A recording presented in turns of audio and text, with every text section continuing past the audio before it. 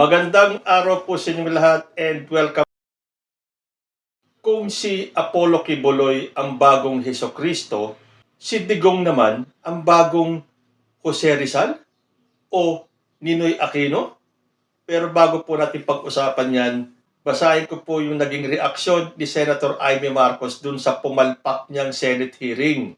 Dahil imbis na kampihan siya ng nakararami sa taong bayan, lalo lang nagalit sa kanya na siguradong ikalalaglag niya sa Magic 12 sa darating na eleksyon. Tanong nga ni Sal Panelo at ni Bongo, para saan yung investigasyon? Nasa dahig na ang dating Pangulo. Mailalabas pa ba ni Senator Amy at maiuuwi dito ang dating Pangulo? Hindi ba't parang puro paninira lang ang ginawa ni Amy Marcos sa ating gobyerno? At sino ba ang leader ng ating gobyerno? Ang kapatid niyang si Pangulong Bongbong Marcos. Sabi niya kasi dito, ang sinabi ko naman mula ngayon ay tututukan na natin itong isyong ito. Tututukan na natin o tututukan mo? Tingnan natin kung may magagawa si Amy Marcos na mapauwi dito si dating Pangulo. Siyempre, gagawin niya ang lahat. Tutulungan niya ang mga Duterte na makauwi si dating Pangulo para nga naman bumango ang pangalan niya sa mga Duterte. Sabi pa niya, nakasalalay rito ang pagkatao at soberanya ng Pilipinas. Again, minamind condition ang mga tao. Mulat na po ang karamihan sa taong bayan na ang iniimbestiga ng ICC ay nung tayo ay miyembro pa ng ICC. Ganun lang po kasimple yun. Kahit na wala na pong jurisdiction ang ICC sa Pilipinas, ang hinahabol po nila ay yung time na tayo ay nasa ICC pa. At hindi ba halatang halata naman ang ginawa ni Duterte? Umalis siya sa ICC, binawi niya ang membership ng Pilipinas dahil iimbestigahan na siya. Kung hindi ba siya iimbestigahan sa mga krimen na di umano ginawa niya, sa tingin niyo aalis tayo sa ICC? Sabi pa ni Amy, this is way past Marcoses or Duterte's politics or the elections. Pero halatang halata naman na this is for the Duterte's. Hindi na tayo kayang paikuti ni Amy Marcos. Kitang-kita po natin, kahit na sabihin niyang this is way past Marcoses or Duterte's, wala na, halatado ka na Amy Marcos. Ambulahin mo na lang yung mga DDS dahil sa mga Marcos loyalists na bunyag ka na. Sabi pa ni Amy, tayo nga nagagalit kapag Pilipino hinahatulan sa ibang bansa. Parang ang hirap tanggapin. Para maintindihan ko at para maintindihan din nating lahat, tumawag ako ng hearing. Okay, yung sinasabi ni Amy na mga kapwa nating Pilipino na nahatulan sa ibang bansa, ano ang mga naging krimen nila? Pumatay ng amo, ng alaga, o ng taga-ibang bansa, o nahuli ng drug trafficking, o nagdala ng pinagbabawal na gamot sa ibang bansa at nahuli sila, nahatulan sila. Pero ano yon? Pa one time lang. Yung isa nakapatay. Yung isa nahuli na nagdala ng droga. Pa isa-isa lang po yun. Itong kay dating Pangulo, ano ba ang kaso niya? Crimes against humanity. Hindi lang isa, hindi lang dalawa ang pinatay o napatay. Libo-libo po ang napatay during the time ng war on drugs ni dating Pangulo. Tapos sasabihin mo, nagagalit tayo kapag nahahatulan yung ating mga kapwa Pilipino. Ibahin po natin ang kaso ni former President. Again, hindi po tayo mapapaikot ni Amy Marcos. Kung akala niya napakatalino niya, pagdating dito sa kaso ng mga Duterte, hindi ko alam kung saan nalaglag yung talino ni Amy Marcos. Sabi pa niya, wala akong kabalak-balak na manira kanino man. Sabi nga ni Sal Panelo, sabihin mo yan sa lelang mo. Ay nako, pabayaan na natin si Amy Marcos. Bibilib ako sa iyo, Amy Marcos, kung maiuuwi mo si dating Pangulo at baka sakaling iboto kita sa Mayo. Wala daw kabalak-balak manira kanino man. Bakit ka nagpahiring dyan sa Senado? Sasabihin mo, gobyerno, may kasalanan. Sino ba ang presidente ng gobyerno yan? Hindi ba ang kapatid mo? So, sino ang sinisiraan mo? Pero teka, ang tanong, sino ba ang nasira dyan sa Senate hearing na yan? Si Pangulong Bongbong o ikaw mismo? Okay, tuloy tayo sa topic natin. Alam po natin lahat na itong si Apollo Kibuloy ay inihahambing ang sarili niya kay Hesukristo, na siya ang bagong Kristo. Dahil yung mga linyahan ng ating Panginoong Hesukristo ay narinig na natin kay Kibuloy. Tulad nung I am the way, the truth, and the life. Yan po ay famous lines ni Jesus Christ. Pero ano ang sinabi ni Kibuloy? Siya na ang daan, siya na ang katotohanan, siya na ang buhay, at walang makakadaan at makakapunta sa langit kung hindi dadaan sa Kanya. So para kay Kibuloy, siya ang bagong Kristo. Na paniwalang-paniwala naman yung mga miyembro niya. Hindi ko alam kung anong ginawa ni Kibuloy para mapaniwala yung kanyang mga libo-libong mga miyembro na si Kibuloy na nga ang bagong Hesukristo. Tapos ngayon, si former president naman, ang bagong Jose Rizal. Yan po ang binanggit ni Rodante Marcoleta, isang senatoriable ngayong darating na May election. Sabi dito sa nabasa ko, Rodrigo Duterte maaaring palitan si Jose Rizal sa pagiging national hero. Sabi ni Rodante Marcoleta noong March 16, 2025 sa Inares Center, Antipolo City. Baka dumating po ang panahon, mapalitan si Dr. Jose Rizal. Baka maging national hero natin ay si Pangulong Duterte. Ano ba naman mga isip ng mga taong ito? Marcoleta, naniniwala ka si Digong magiging national hero? Okay na sana kung sabihin mong baka maging bayani, okay, bayani para sa inyo, okay na yun, tanggapin natin, para sa inyo lang ha, bayani si Rodrigo Duterte. Pero para sabihin mong papalitan niya si Jose Rizal sa pagiging national hero natin, aba, iyan ay masyado namang kayabangan. Si Jose Rizal ba nagpapatay ng tao? Si Jose Rizal ba pumatay mismo ng tao? Dahil yan po, kalat na kalat naman. Kung hindi nyo pa narinig kay Duterte yan, mag-browse lang kayo sa YouTube, sa TikTok, o kung saan sa Facebook. Lahat po ng mga self-incriminating na statement ni Rodrigo Duterte nanggaling po mismo sa kanya. Yung mga shoot to kill, kesyo ang dami niya ng pinatay, kesyo inutusan niya ang mga pulis na udyukan, na manlaban ang mga suspect at patayin kagad. Yan ba ginawa ni Jose Rizal? Minura ba ni Jose Rizal ang ating Panginoon Diyos? Tinawag ba niyang estupido ang ating mahal na Panginoon? Si Duterte, anong ginawa? Okay na sa akin kahit na sinong tao, murahin niya tulad ng ginagawa niya kay President Bongbong Marcos.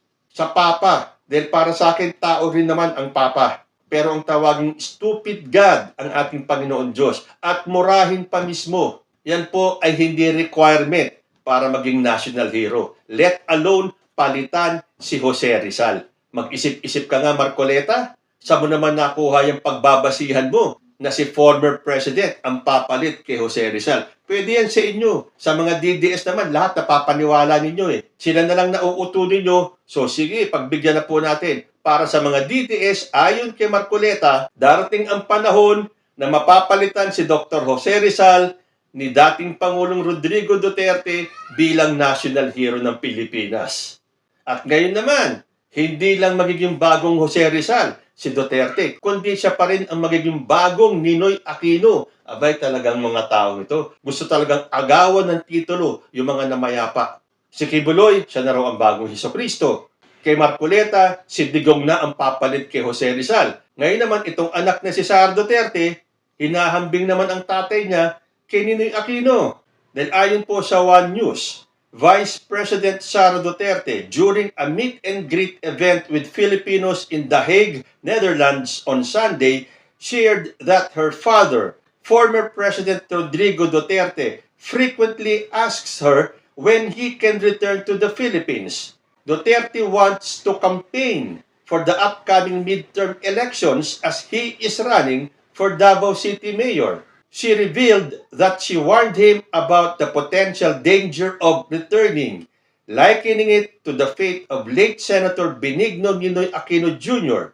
Duterte, however, responded that if that is his destiny, he accepts it as long as he can come home to the Philippines. Wow, touching, nakakadurog ng puso. Di ba rin na maging Ninoy Aquino siya basta makabalik lang siya ng Pilipinas? Ito ang sinabi ni Sara Duterte. Sinabi ko din sa kanya yun. Pa, sabi ko, yung kagustuhan mo na umuwi, yan din yung katapusan ng buhay mo. Magiging Ninoy Aquino Jr. ka. At sinabi niya sa akin, sabi niya, kung ganyan ang kapalaran ko, then so be it. Basta lang mauwi ako sa Pilipinas. Napakalabo pong makauwi ni dating Pangulo sa Pilipinas. Mukhang hindi pa natatanggap ni dating Pangulo ang kinalalagyan niya ngayon. Gusto niyang makauwi sa Pilipinas dahil mangangampanya daw siya. Pero ang sabi ng kanyang anak, Huwag kang umuwi at baka matulad ka kay Ninoy Aquino. Anong gustong palabasin ni Sara Duterte? Na may papatay kay Rodrigo Duterte once na bumaba siya ng eroplano tulad nga nung nangyari kay Ninoy Aquino? Sino naman ang gagawa nun? Samantalang ang gobyerno natin at majority ng mga Pilipino gustong manatiling buhay si dating Pangulo para masagot niya ang mga akusasyon at aligasyon na ibinibintang sa kanya. Hindi ba mas maganda yon? Para kung mapatunayan nila na walang kasalanan si Rodrigo Duterte, di masaya. Haka-haka lang pala ang mga nagawa niyang kasalanan sa mga Pilipino. Di malaking tagumpay yun ng mga DDS. Yan ay kung makakauwi si Rodrigo Duterte. At kung yan ay mapapatunayan sa ICC na wala siyang kasalanan. Pero ang ihambing siya kay Ninoy Aquino. Again, sino ang gustong pumatay sa kanya? Lahat nga, majority nga, gustong buhay siya para harapin niya ang kanyang mga kaso. Ngayon, kung magkaganon man, o sige, pagpalagay na natin, nangyari yung sinasabi ni Sara Duterte. Pagbaba sa eroplano, may bumaril, merong isang Rolando Galman na nakaabang para barilin si dating Pangulo. Aba, inside job yan. Para nga naman palabasin na bayani si Rodrigo Duterte. Para maging Ninoy Aquino siya, para maging Jose Rizal siya. O, di pareho na sila ni Kibuloy. Sila ang bagong representasyon ng mga namayapa na. Si Kibuloy, si Jesucristo. Si Duterte, si Jose Rizal. At si Ninoy Aquino. Pero tama ba si Sara Duterte na ihambig ang kanyang ama kay Ninoy Aquino? Ito naman po ang sagot ni Atty. Claire Castro. Kinwestiyon ni PCO Undersecretary Claire Castro ang paghahambing ni VP Sara kay Ninoy Aquino Jr. Iginiit na si Duterte mismo ang nagkumpara sa sarili kay Hitler at minsang nagpahayag ng kagustuhang patayin ang milyon-milyong drug addict tulad ng ginawa ni Hitler sa mga Hudyo. Nako, mabigat na akusasyon yun. Fake news kaya itong si Atty. Claire Castro. Sinabi ba talaga ni Digong na inihahambing niya ang sarili niya kay Hitler? So para makaiwas po tayo sa fake news, hahanapin po natin yan sa internet. Meron ba talagang sinabi si former president na ganyan? Ito po ang nakita natin. Galing po ito sa CNN. Sabi ni former President Duterte, Hitler massacred 3 million Jews. Now, there is 3 million drug addicts in the Philippines. I would be happy to slaughter them. At least, if Germany had Hitler, the Philippines would have me. So, totoo palang hinambing ni former president ang sarili niya kay Hitler. Dahil si Hitler, milyon-milyon ang minasaker ng mga Hudyo. Yun din ang gustong gawin ni former president. Meron daw 3 million na drug addict sa Pilipinas. At magiging masaya siya. I would be happy na patayin silang lahat. To slaughter them. Dahil kung may Hitler ang Germany, may Rodrigo Duterte ang Pilipinas na mamamatay tao. Kaya nga sinasabi ko sa inyo, ang pagiging matabil ng dila ni former president ang siyang mag-i-incriminate sa kanya dyan sa ICC. Hindi na po kailangan ng iba pang ebidensya, hindi na po kailangan ng iba pang mga witness para patunayan na nagkasala si Rodrigo Duterte dahil galing na mismo sa kanya. Look, it is all over the internet. Sa YouTube, sa TikTok, sa Facebook, yung mga videos mismo ni former president kung saan inamin niya ang mga pagpatay, na may mga pagpatay na siya mismo ang gumawa, ang mga pag-uutos niya sa mga polis na pumatay na mga adik, udyukan sila na manlaban para kapag nanlaban, di todas kagad. Itong mga pag-amin ni Rodrigo Duterte ang siyang pinapalakpakan ng mga DDS. At tulad niya ng sagot ni former President kay Sara Duterte, kung ganyan ang kapalaran ko, so be it. At kitang-kita na po natin na yun talaga ang kapalaran niya. Actually, I will call it more of karma. Basta lang daw maiuwi siya sa Pilipinas. At yan ang tututukan ni Amy Marcos. Kailangan maiuwi niya si former president para bumango ang pangalan niya kay Sara Duterte. Kayo po, ano ang masasabi ninyo? Comment lang po down below.